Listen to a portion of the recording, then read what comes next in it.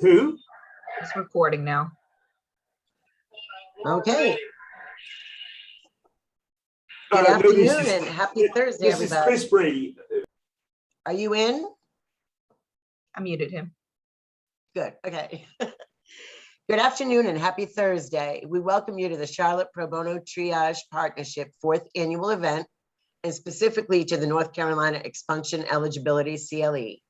This event is part of the Mecklenburg Access to Justice Pro Bono program. My name is Laureen Kickham, and I work in pro bono services at Charlotte Center for Legal Advocacy. This is a joint program between Charlotte Center for Legal Advocacy and Legal Aid of North Carolina, Charlotte. It is the largest pro bono program in the state, with approximately 500 attorneys donating close to 6,000 hours per year. We could not have the impact we do. Sorry, that jumped up my head. We could not have the impact we do without your generous time and talent. You enable us to expand the number of clients we serve, most of whom belong to marginalized groups who could not otherwise afford legal representation in civic matters. I would like to introduce Lashieka Hardin. She's a staff attorney with Charlotte Center for Legal Advocacy, and she manages the community redevelopment program, which includes expunction work. I turn it over to Lashieka, who will be your instructor today. The code to enter to ensure that you receive your CLE credit for this training will be told to you at the end of the PowerPoint. And now I pass it on to Lashieka.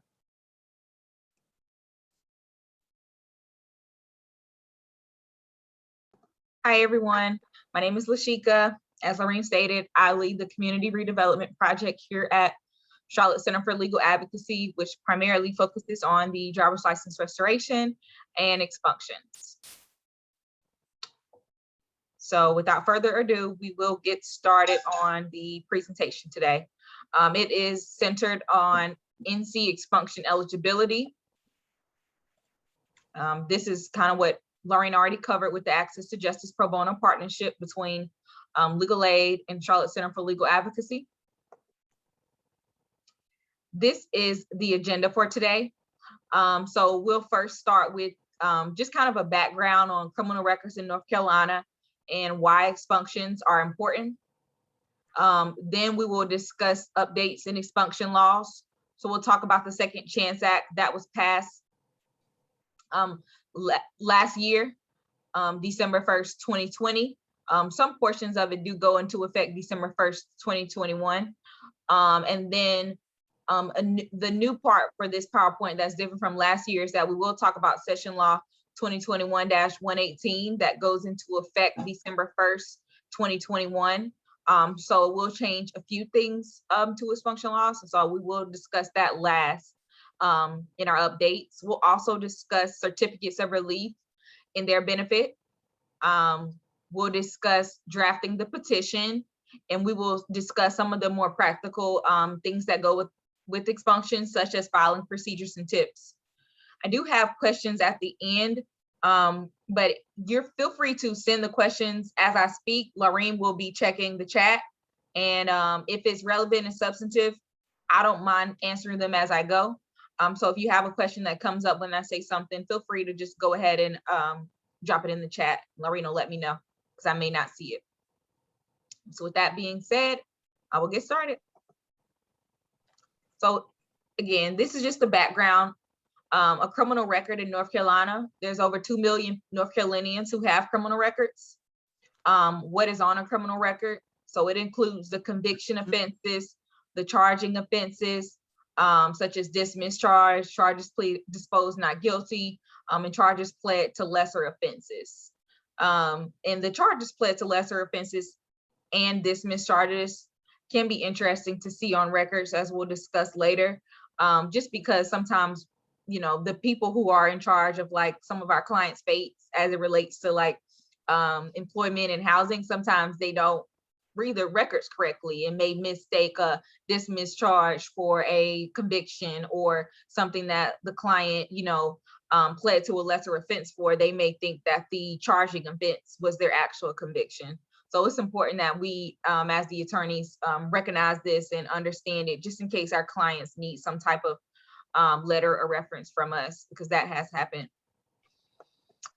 Barriers to employment and housing, again, yeah, having a criminal record is a huge barrier to employment and housing, and it's one of the reasons why what we do is so important. According to the Society of Human Resource Management, at least 80% of private employers now use criminal background checks as part of their hiring processes. Employers may be reluctant to hire job applicants with criminal records. In a survey of 3,000 employers in 4 major areas, Atlanta, Boston, Detroit, and Los Angeles, only 40% said they would consider hiring a person with a criminal record. One of the primary reasons offered by employers is fear of incurring liability if they hire someone who then commits a crime on the job. So just pay attention to that last sentence, because that's one of the reasons why certificates of relief can be so important, especially for our clients who are not eligible for expunctions, even with the updates that we'll discuss. The certificates of relief, if the client is eligible for that, can serve as a remedy for some of these potential collateral consequences that come with a criminal conviction, and they do help avoid liability. So this is just, again, talking about the barriers to housing. The studies have found that private criminal databases pull source information from inadequate records and lack accountability procedures to ensure that the database records provided to housing providers are accurate, and housing providers in conducting criminal background checks often rely on such inaccurate information in evaluating housing applications.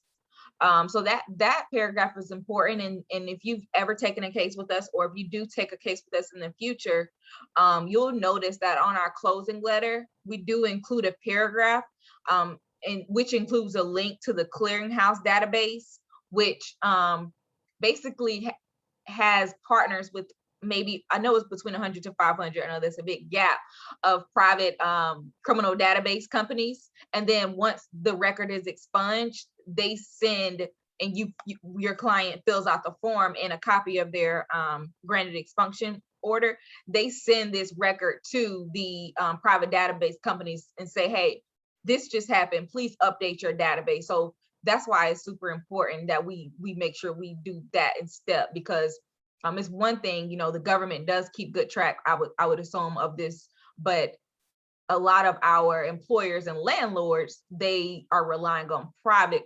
databases, and they don't always keep good records. This is just some pictures of some data.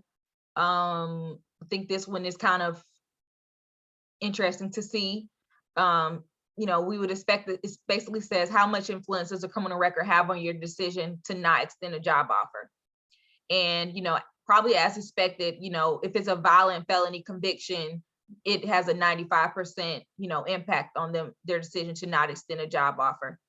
But even as you go down to non-violent felonies, you see it has a big impact with 74%. And you see violent misdemeanor convictions, even the misdemeanor, 58%, as very influential.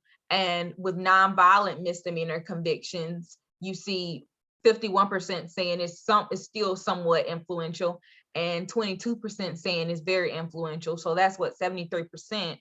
And even when, arrests that did not result in conviction, we still see 26% saying it's somewhat influential, and 5% saying it's very influential.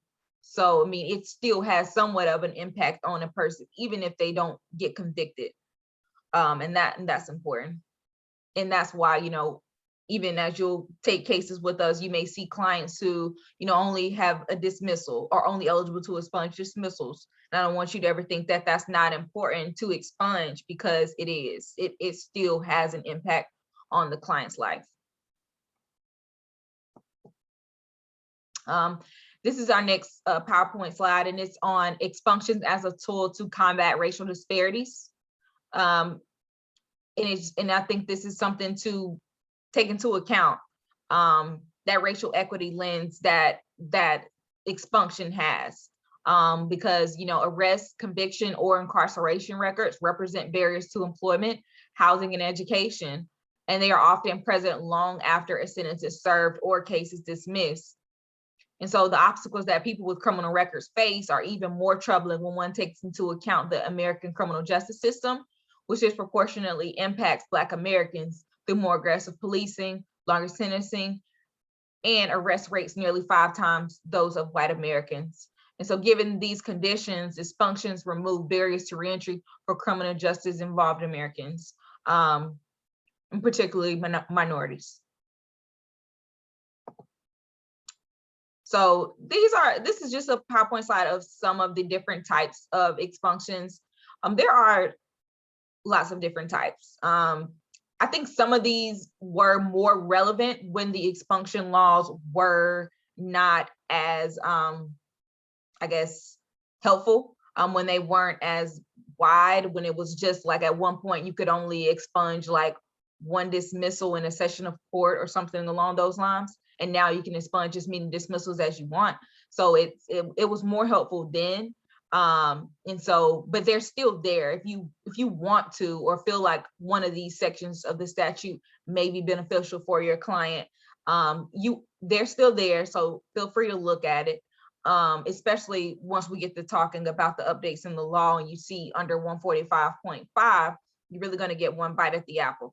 And so if your client, has used 145.5 and maybe or if you want to save 145.5, it may be beneficial to, look at some of the other statutes and see if it may be applicable to your client's case. But we won't go through a lot of these, but I just wanted to flag them to your attention to let you know that they do exist. And the summary of NC expunctions that's done by the NC Justice Center every year, it goes into depth and gives you a very, blueprint on what is needed and what the law requires for each type. And so you'll get it in your toolkit if you take a case with us. And so you can always rely on that and look at that. So yeah, so we will, without further ado, we will get to discussing the Second Chance Act. And we'll discuss the 3 main parts to it. Part 1, convictions of juveniles before raised to age, section 15A-145.8, dismissals and acquittals, section 15A-146, convictions of nonviolent felonies and nonviolent misdemeanors, section 15A-145.5. It's important to know it did not change the definition of nonviolent offenses. It expands and it also expands prosecutor access to expunction records and purposes for which a prosecutor may use an expunged conviction. I don't talk about this a lot in the slides after this slide, but I think it's important as it relates to the expands prosecutor access to expunction records and purposes for which a prosecutor may use an expunged record. I think that's why it's important to be careful about which petitions that you are filing. For instance, with a dismissal versus a voluntary dismissal in the not guilty petition, because I don't believe the prosecutors will have access to it if you file it under the not guilty, if they were found not guilty and you use that correct petition. But a lot of the dismissals, they will still be able to see, especially the deferred prosecution ones, and they still could potentially use it against the client. So it's important to know which petition you're filing, because that lets them know in their system how the prosecutor can view it. So juveniles before raised to age. So convictions of juveniles before raised to age. So this is just a little background to help you understand why this part was included in the Second Chance Act. But essentially, North Carolina was the last state in the United States to end the automatic prosecution of 16 and 17-year-olds as adults when the General Assembly passed the Juvenile Justice Reinvestment Act in 2017.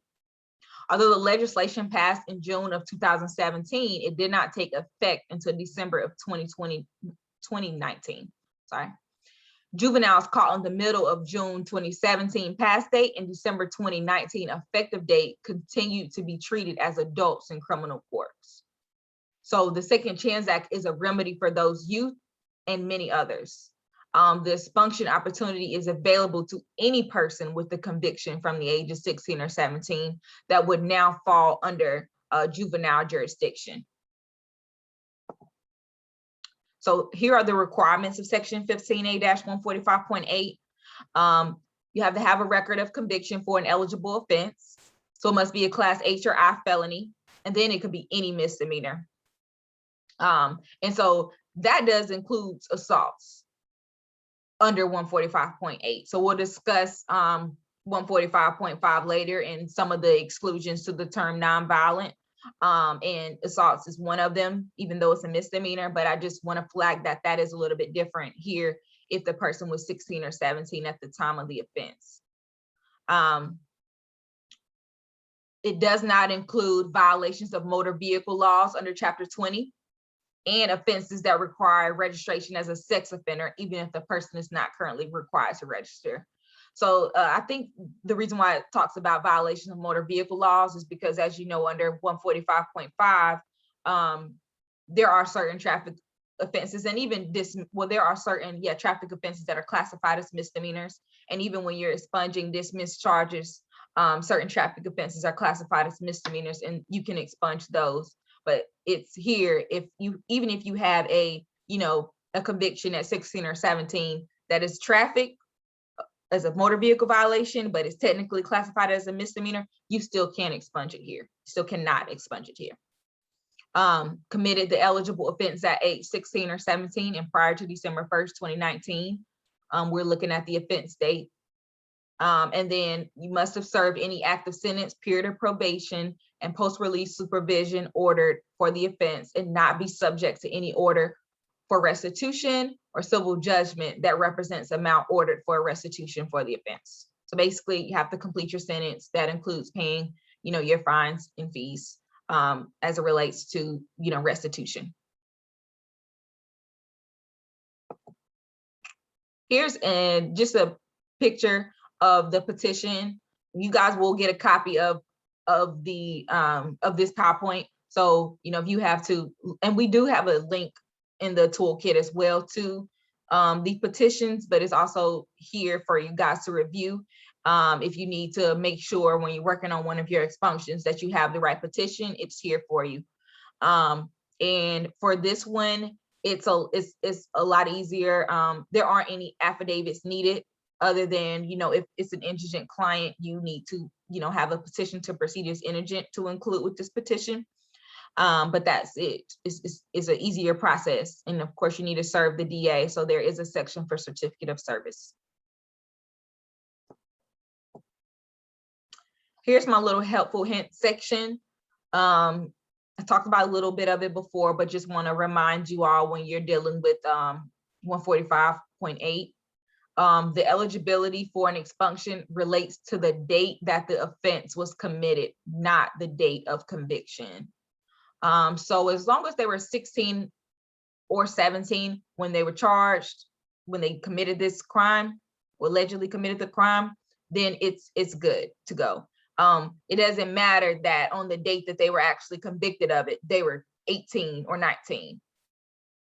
Under 145.8, we're looking at the offense date. Please remember that the sentence and restitution must be complete. Please remember that there is a $175 filing fee unless the petitioner is indigent. If you're coming through our office, you're getting a case from our office, they have them screened to ensure that they are under 200% of the poverty line and therefore indigent. And so we will include a petition to proceed as indigent with your packet. So you just need to remember to file it with that because it is needed. It does require service from the DA. We have sample letters on what to say to the DA and when to send it to them. And you shouldn't file the petition prior to receiving the petition back from the DA stating that service is accepted. It says it requires a hearing on the petition. Well, it requires a hearing on the petition if eligible offense committed prior to December 1st, 2019 and person was age 16 or 17, sentence and restitution complete. So it does say that in practice, now that we've been doing it for the last almost a year, unless the county already has a rule in place that you must attend in person to get the judge's signature, then unless that rule is already in place, I'm not seeing other counties require hearings as a matter of course for 145.8. Particularly, I'm thinking about Mecklenburg County, since they're already getting judge signatures and everything for us. I haven't had a hearing on this matter there. Now, there are some counties, if I'm going just to get the judge signature, and then I guess that will count as a hearing. But they have that requirement for everything. Dismissals and acquittals. So this is just a little information about the law for this section 146. There's no waiting period. There's no limit on the number of expunctions, and there's no disqualifications based on prior convictions. I'll include this in my, helpful hints part, but I want to flag it again. This is one of the changes in the Second Chance Act. If you've taken cases prior to the Second Chance Act being passed, you remember that having a felony conviction barred you from expunging eligible dismissed charges. That is no longer the case. As long as your client has a dismissed charge, then they can get their record, they can get those dismissed charges expunged, even if they have a felony. Automatic expunctions. So this takes effect December 1st, 2021. If there is a dismissal, not guilty, not responsible finding on or after December 1st, 2021 for misdemeanors, infractions, or felonies, then they will be expunged by operation of law. So that's good. After December 1st, 2021, we won't have to worry about expunging new charges, but this is not retroactive. So they aren't going to say, okay, December 1st, 2021 is here. Let's go back and expunge all the charges that were dismissed, not guilty, or not responsible prior to this date.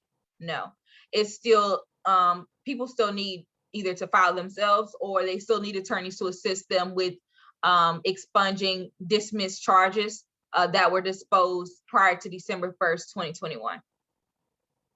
As it relates to expunging dismissals, subsection A, this is a part of 146, but subsection A, A1 and A2, you'll see kind of reference to this on the petition in a way. I think I have a picture of the petition, so I'll show it to you in a second.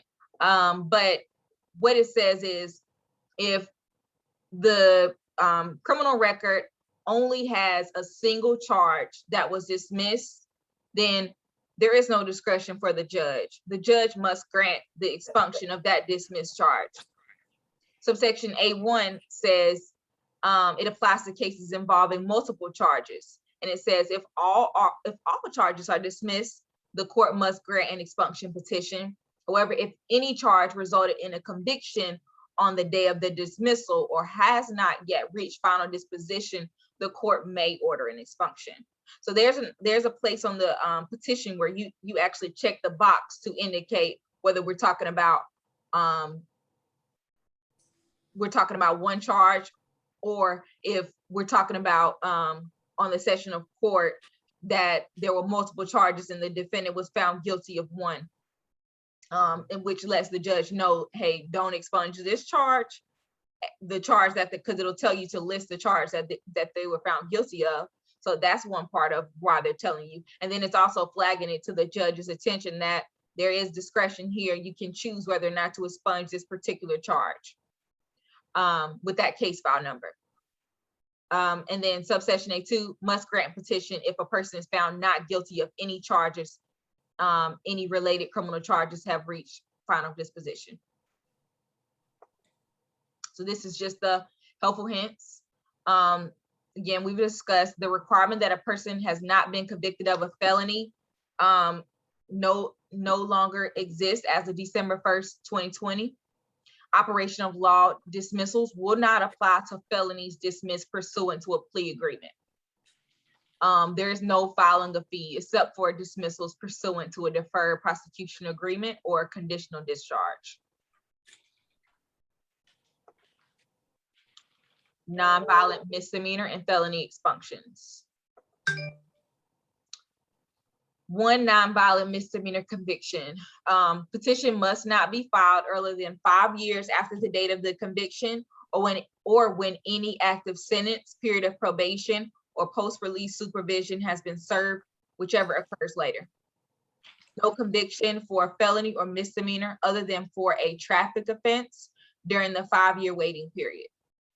Other than the conviction to be expunged, there can be no conviction at any time for a felony or misdemeanor other than for a traffic violation. And this is just for one nonviolent misdemeanor conviction. For more than one nonviolent misdemeanor conviction, the petition must be filed no earlier than 7 years after the date of the person's last conviction, other than a traffic offense, or 7 years after any active sentence, period of probation, or post-release supervision has been served, whichever occurs later.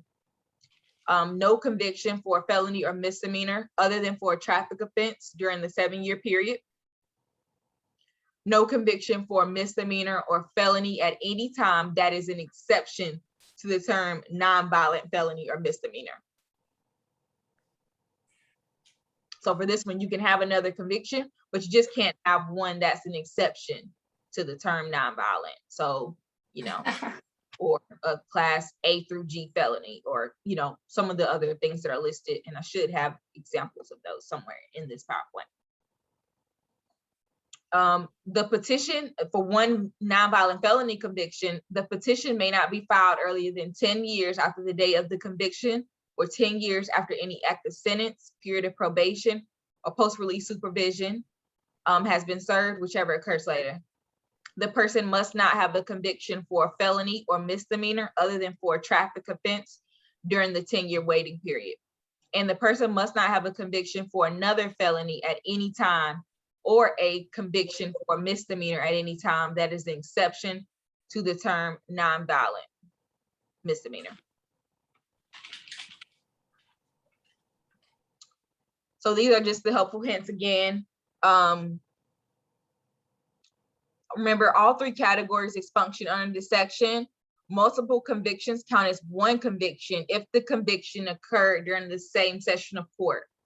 So if you have 2, you know, convictions that occurred on the same day, then that's one conviction. So instead of having to wait 7 years like you normally would for multiple convictions, you can still wait 5 years because those occurred on the same session of court, so they counted as one. So one misdemeanor, 5 years, multiple misdemeanors, 7 years, one felony is 10 years. With the new law, you'll see now it's up to 3 felonies, and we'll talk about the time period for that. For all 3 categories, a prior expunction is a bar to relief if the expunction was granted under 15A-145.5, not other expunction statutes, and the offense was committed after the date of the previous order of expunction. Pay attention to this paragraph because this is something that the new law is seeking to correct. Basically, you could have gone back and filed things under this section multiple times, as long as basically the thing you're trying to expunge is, the thing you were trying to expunge is offense date didn't occur prior to the date the previous order was granted. But that's going to be remedied as of December 1st, 2021, and we'll discuss that. But this became effective December 1st, 2020. When can traffic offenses be expunged? If traffic offenses classified as misdemeanors or felonies that fit under expunction conditions, then they are eligible for expunction. Infractions are non-criminal offenses and therefore are not considered felonies or misdemeanors. Unfortunately, this means such offenses are not eligible for expunction. We will include a list of common types of expungible traffic offenses in the toolkit. If you're looking at a potential, because it's not comprehensive. So if your charge that you're looking at and you're wondering if it is considered a misdemeanor or if it's an infraction and it's not, you don't see it on that Word document, then you want to check the statute. The criminal records that we provide to you do have the statute on them under law. So you just want to Google that statute, read it, and it's usually less than a page. And you can, if you want to skim, it's usually at the bottom, it'll say what it's classified as.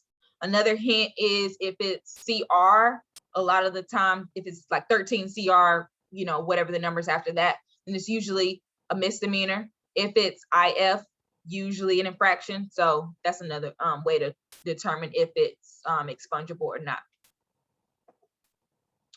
So here is the updates in expunction laws, session law 2021-118. I didn't go too in depth in this, but I've read through it multiple times, and I did include the major pieces to it. We've also included the actual copy to this law in your toolkit. So you want to take and you'll get it whenever you get a case from us. So you may want to, if you want to read it for yourself, it is there for you to do so and make annotations. And if you have questions, feel free to ask us. So yes, but here are the major changes. So the major changes is it will allow for the expunction of up to 3 nonviolent felonies.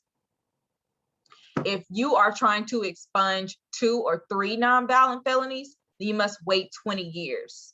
If you're still just trying to expunge 1 nonviolent felony, then it doesn't change. It's still 10 years, but it's just 2 or 3 nonviolent felonies. That is 20.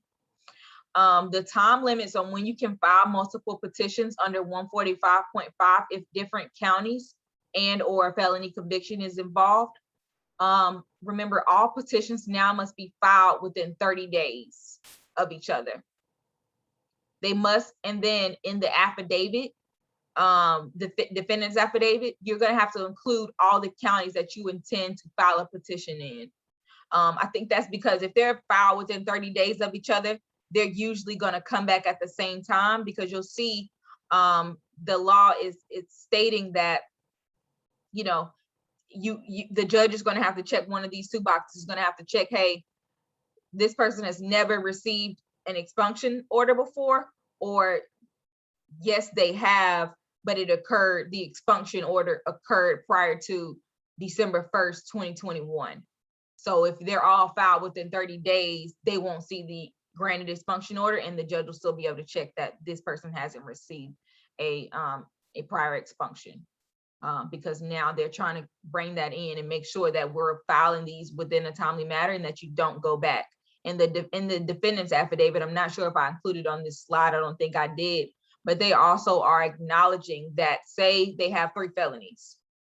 They're also going to have to acknowledge that if they want to expunge that first felony now, because it's been 10 years for that other felony, but it hasn't been 20 years for the other 2 to 3, they will acknowledge that by expunging this one now, they are not eligible to expunge the 2 to 3 later. So yeah, it's going to take care of that part, and it's just making sure we know, you know, one bite at the apple. That's it. It expands the definition of the term nonviolent. So having these convictions are no longer considered exclusion to the term nonviolent that would bar expunction of other nonviolent convictions. One of them is a DWI. I'm not sure how many people caught it, but it was something that I was having to advise pro bono attorneys on, that technically the way the Second Chance Act was written, you could not expunge multiple nonviolent convictions if you had a DUI. But it was weird because it was different if the person was only expunging one nonviolent misdemeanor, because the statute said other than traffic, and a DUI is traffic. So it was a very minute thing that the statute did, but it barred quite a bit of people, especially those that were coming through our office. We weren't able to expunge, you know, any of their multiple nonviolent convictions for them because they had a DUI. And I think a lot of the practitioners knew that that wasn't the legislative intent, but it was, you know, how it was written. So we had to go with the plain reading of the statute. But they did clarify that it wasn't the intent, that is no longer the plain reading of the statute. So that is taken out of the section now. It doesn't include DUI anymore, and it doesn't include breaking or entering into a railroad car, motor vehicle, a trailer, aircraft, boat, or other watercraft. It still includes, you know, regular breaking or entering. So, but it's just that particular type that's not included. And then, but don't get what I said first confused. DUIs are still not expungible, but it's just now having one doesn't bar you from expunging otherwise eligible nonviolent misdemeanor convictions or nonviolent felony. And then it also just allows the public defender or private counsel to file a petition for expunction on behalf of a person eligible to expunge certain offenses committed under the age of 18. And that's something the statute allowed the district attorney's office to do on a mass basis anyway. So I guess they just made it, fair to the public defender to be able to do that for their client. So that's just a part that I wanted to include for you. And just remember, again, this part becomes effective December 1st, 2021. I will encourage you to read the statute. It's not that long. It's pretty short, a few pages. Just read it yourself if you do take on a new expunction case, because this is just one page of what it, what it covers. And it's the major parts, but it still will be important just to look at it. And then this is just some data about the the expunctions that we used to see granted most, and this is from 2011 to 2012, but as you see, most of the expunctions at that time period, and I would probably bet even now, but I bet the gap has bridged a little bit with the passing of the Second Chance Act, that most of them are going to be just charges that didn't result in a conviction.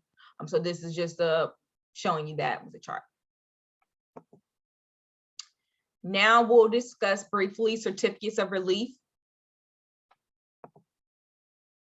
So certificates of relief is not an expunction, but it may help people get and keep jobs, housing, and occupational licenses. The eligibility is you can be convicted of any number of misdemeanor offenses and no more than 3 H or I felony offenses. All H and I convictions occurring in the same session of court count as a single conviction. Petitioner must sign and verify the petition, unlike the expunction where the attorney could sign. The district attorney must be served and a hearing is required. In practice, most counties, well, a lot of counties do require that hearing, but some counties don't, and some will go ahead and grant the certificate of relief without you having to show up in court. It's helpful for employers and landlords because if they rely on a certificate of relief when they're hiring and leasing, then they can't be found liable in court later for negligent hiring or leasing. So that is important. And it also does remove some of the mandatory collateral consequences that follow some of the occupational licenses. So some occupational licenses say, if you've been convicted of this, you can't get this license. Well, having a certificate of relief may do away with that, mandatory bar for this particular conviction. And here is just a picture of what the petition looks like. Very similar to an expunction, but I would just note to just be clear about why your client is seeking this expunction. Seeking this certificate of relief. I have seen district attorneys question me about it, and they do read them and look at it. So just make sure your client does have a valid reason that you kind of explain here. This is just helpful hints as it relates to when it comes to you guys drafting your petitions. You must use the appropriate AOC form. You'll need the client's name, address, driver's license number, race, sex, date of birth, full social security number, and age at the time of the offense. A lot of that information you should get from us. If you don't get it from us by some reason, then just let me or Laureen know and we'll get it to you. We'll also need to know the name and address of the arresting agency, such as the police department and sheriff office. We now included an Excel sheet that has all the counties in North Carolina and their police departments and their sheriff's offices. I do get this question, if it's a particular county like Mecklenburg that has a lot of different police departments, should I include all of them? No, you should not. You should just include mostly one. The one that's listed under PD1 is usually the main police department, and then I always just include the sheriff's office. Must include the file number from the background, offense description, date of offense, disposition, and date of disposition.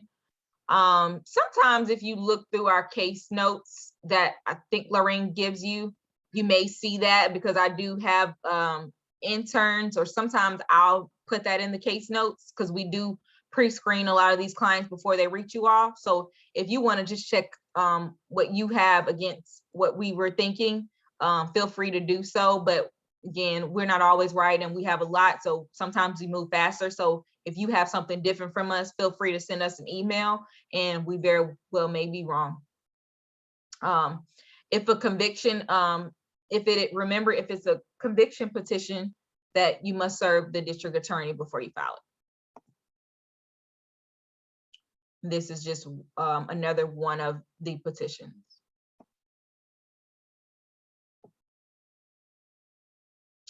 And Laureen, do you want to take over this part? I think I may be doing your filing part now, or just the procedural form. Sure. I'm going to preface this by saying I am super congested, so pardon me. You know, I'm not speaking very well because I'm not breathing very well. But these are the things that we will do before you get the file. And as Lashieka said, sometimes we do miss something here or there, but please, if you don't have it, don't make that a reason to delay filing for your client. Please call us or email us and we'll get you the information if we don't already have it. We conduct the intake, we pull the background, which is pulling the criminal records. And of course, we are only allowed to pull from North Carolina. If someone has a charge outside of the state, we're not able to access that. We ask the clients if they have charges in another state. And if they tell us no, we go on that premise and we'll find out once it goes to the SBI. We pre-screen to determine eligibility. So you should not get a client that's not eligible for an expunction. Then we assign the case to an attorney who has agreed to take a case. And again, we're always available to answer any questions as they arise. And how do I get to the next screen here?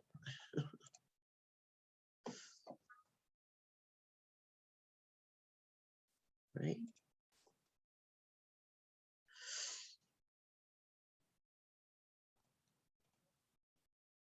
Okay, there we go.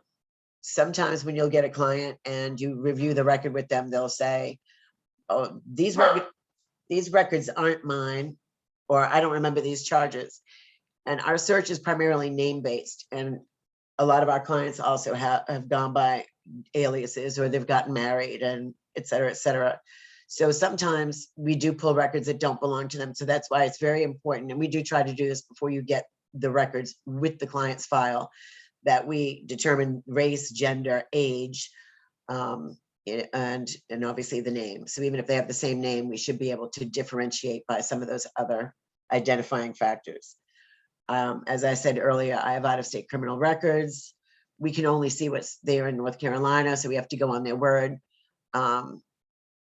Once it goes to the SBI, though, they do a nationwide search. So if a client does have a charge in another state that makes them ineligible for an expunction here in North Carolina, it will come back. I can honestly say, as long as we've been doing it here, I have not seen that happen very many times. So that's a good thing. I'm not eligible for an expunction. Yeah, so we try to do this obviously before you get the file. When we screen our clients, some of them are not eligible for an expunction. I always try to tell people, as you can see here, that the law is constantly changing.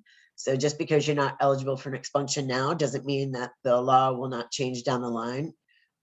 So, you know, just pay attention and check back with us, because we've certainly had clients that have come back to us based upon the law. You can see that, for instance, like she was saying, if you have 3 nonviolent misdemeanors, that you can come, you know, in 20 years, you can get all 3 of those expunged. So we'll tell them, you know, you can get, if you wait, you know, give us a call in 5 years, you can get all 3 of those gone.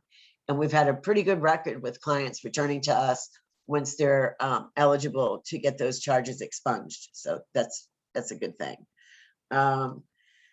So when you receive the file from me, we do have all of our clients, and again, we try to get this done before you get the file.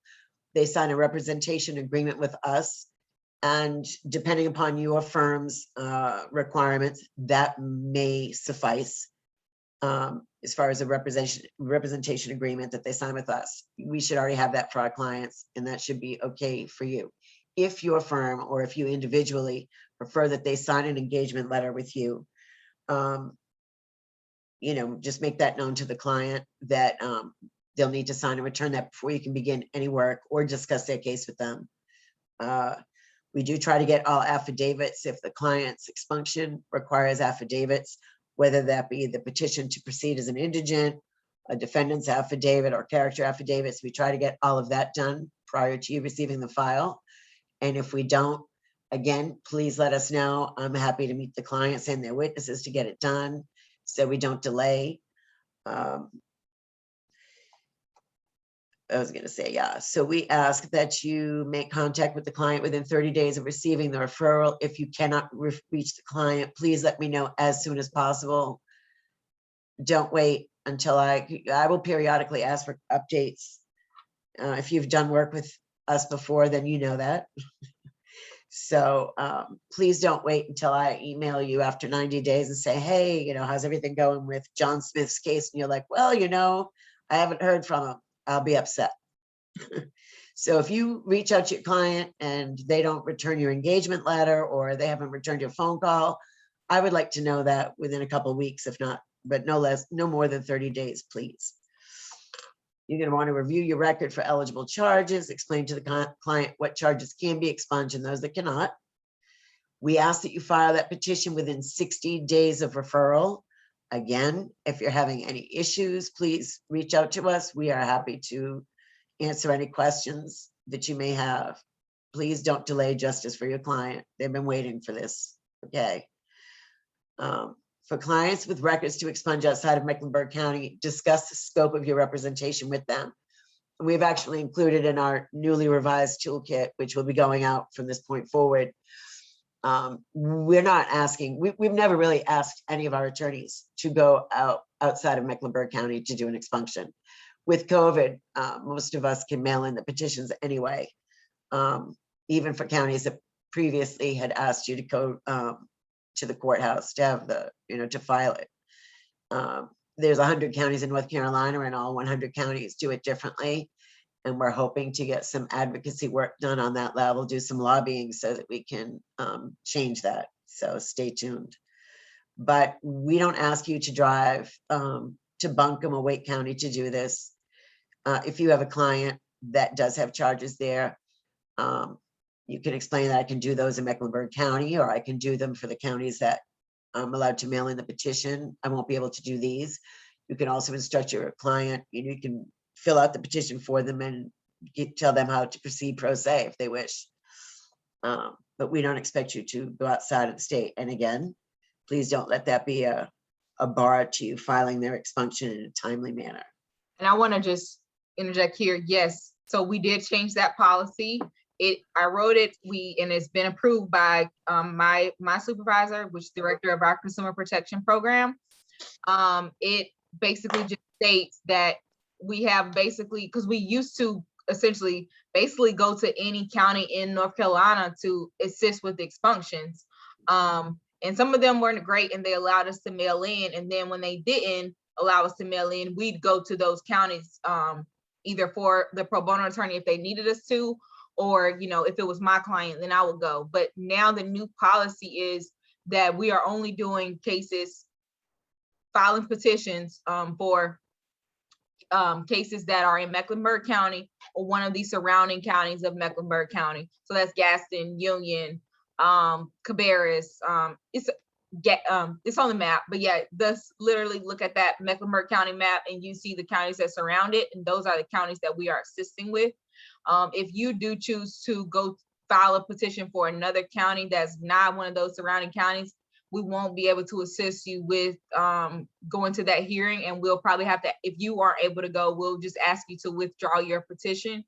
But you can maybe still file the petition by just calling that county and asking the county if it's something that can be just mailed in without you having to attend a hearing. I will say the exception to that rule is for Syph and Guilford County. I am willing to attend those two counties just because my hometown is Forsyth County, Winston-Salem, so I can easily get there for those two counties. But other than that, yes, if you can't attend a hearing and it's not a surrounding county, then either call the county to ensure that it can it be mailed in, or let your client know if you can't attend the hearing that you won't be filing those charges, and then show them how to do it pro se or lead them to me. And also legal aid, you can also give them legal aid's main number once you're complete, because they have instructed us they do have attorneys around the state that can still file those petitions in those other counties. So just let them know to call legal aid once you complete the work that you can do. And I'm sorry, Laureen, you can go. No apologies. We do this together. So this slide is an example of our chart that we have, expunction filing instructions by county. And as I said, things have changed because we're living in COVID world now. So many that previously asked you to come down there to file it and wouldn't accept it by mail, they sometimes do. So please use our handy dandy chart and call. We've actually had counties that previously refused to take them by mail change their mind because they don't want people coming to the courthouse. And again, we also ask that if you use this chart and you call a county that is now accepting them by mail, please let us know so we can try to keep this chart current. As I said, there's 100 counties in North Carolina and they're all different, and there's no way we can possibly keep that all up to date. So it does take a village. There are some counties that are more receptive to this work than others. I hate to say, but it's the truth. And some will make you all go all the way down there just to have the judge sign off on it, and they'll make you wait and they will make your life miserable. But again, we're not asking you to do that. As Lashieka said, it doesn't mean you can't. You know, the leaves are changing. If you want to take a ride up to Buncombe County, you know, to see the foliage, feel free to drive up there to file an expunction petition if you wish. But we're not asking you to do that. You're not, you know, we don't expect you to.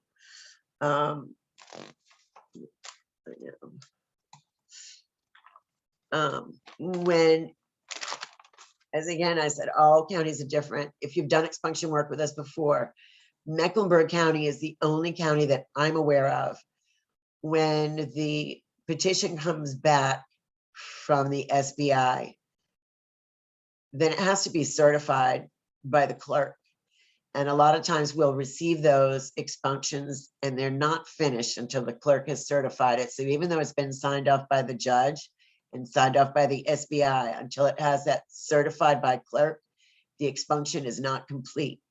Mecklenburg County will mail you the signed petition without the certification. It will mail that to you. Always make sure to include a self-addressed stamped envelope whenever you're mailing your petitions to ensure that you get a copy back. Mecklenburg County will ask you as the attorney to mail them 7 copies of the expunction order along with the self-addressed stamped envelope, because Mecklenburg County has been inundated, as you can imagine. They ask us to do that, and we do. And again, if you don't send that self-addressed stamped envelope, you will not get the certified order back. Once you get the certified order back from the clerk, we ask that prior to mailing it to your client, please call them to make sure that their address is still the same. Many of our clients move around a lot, their telephone numbers change, etc. If you have any problems in that aspect too, please let me know. We do what we can. We email, we call them, we even try to reach them on Facebook if we need to. All right, I'm sorry. I'm gonna stop because we're running out of time. I think we have about 5 more minutes, and I wanted to reserve. I'm about finished right here. Yeah, just in case that's all I got. Questions. Thanks. Does anyone have questions for these last 5 minutes, or can we go back to some of the other tips that we had towards the end? But I know we have 5 minutes left, and I wanted to be respectful of you all's time.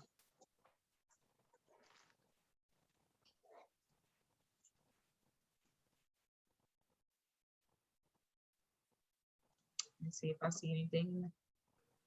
Oh, great question. Hi, was the course code already given out? No, but I was gonna forget. So Laureen, can you give them the course code? And I sure can. To receive your CL credit, the code is pumpkin spice. Oh, I'm putting it in pumpkin spice. Make sure I spelled it right. Yeah. We have another question. hi, I live in Pitt County. May I help with expunctions from here? Yes, of course, you can. As we stated, you. a lot of the expunction petitions, you just can mail them in. A lot of our clients will have issues in Mecklenburg County, but I will say I do see some clients with Pitt County issues. And I guess that rule that we stated, if you're in Pitt County and don't mind if something comes up and you have to attend something in Pitt County, then that may not apply to you. Feel free to, you know, attend that hearing, or if they don't require it, still file the petition in Pitt County. But yes, that's fine to assist from another county or another part of the state. Because a lot of it requires mail-in. Anyone who has not a name, please tell me who you are. Yeah, I've got some anonymous folks that called in from their phone, and I can't check you off because I don't know who you are. Okay, I can Laureen sent that as a direct message to me by accident, but Oh, yeah, no, it's supposed if to be you're for everyone. calling from your phone and you just have your phone number here, please put your name, full name in the chat so that we can verify Yes, your I know who you are. or email us afterwards. If some way you're on your phone, you can't see how to do that, then email us afterwards so that we can I got you, Brian. yes, she got you, Brian. So yeah. I've got someone ending in 2592. I don't know who that is. 2592. So I don't see any questions. I've got someone ending in 5886. This is one of the first time we've got no questions, so I guess we did a good job. This is, I'll just go back then. This is the expunction filing instructions by county. This is going to be in your toolkit. I've got Owen. We talked to you all about different counties having different requirements. We have some of the county's information in this chart that includes addresses that you'll be mailing things to and things of that nature. So please feel free to look at that Excel sheet in your toolkit. It'll save you some time. And this is just some information about when you get your expunction case. Remember to contact your client within 30 days, file the petition within 60 days of the referral, and then just detail the scope of your representation with them. Something that we didn't mention is that we do get the clients to sign representation agreements with our office now, and it does cover pro bono representation. So I don't want that to stall your work in any way, but it should cover you. But if you want to do another one, feel free to.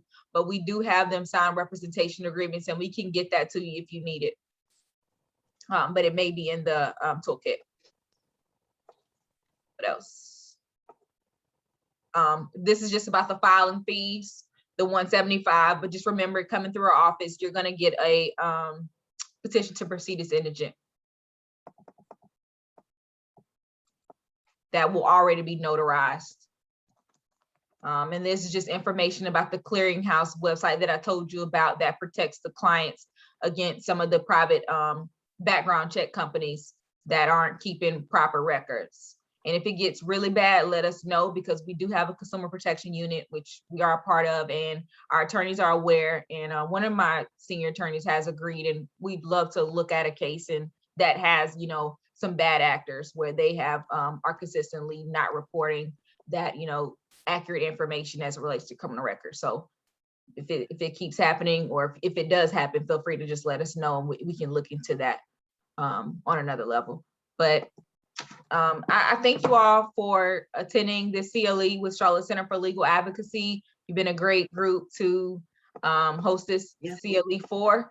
If you have questions, my email address is not here, but we're not too hard to find. So just contact Charlotte Center for Legal Advocacy, and they'll point you to me.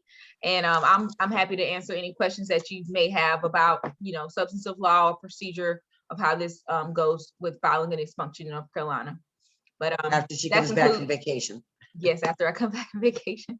But this concludes our presentation, and I thank you all, and we're gonna stop recording and end the presentation now.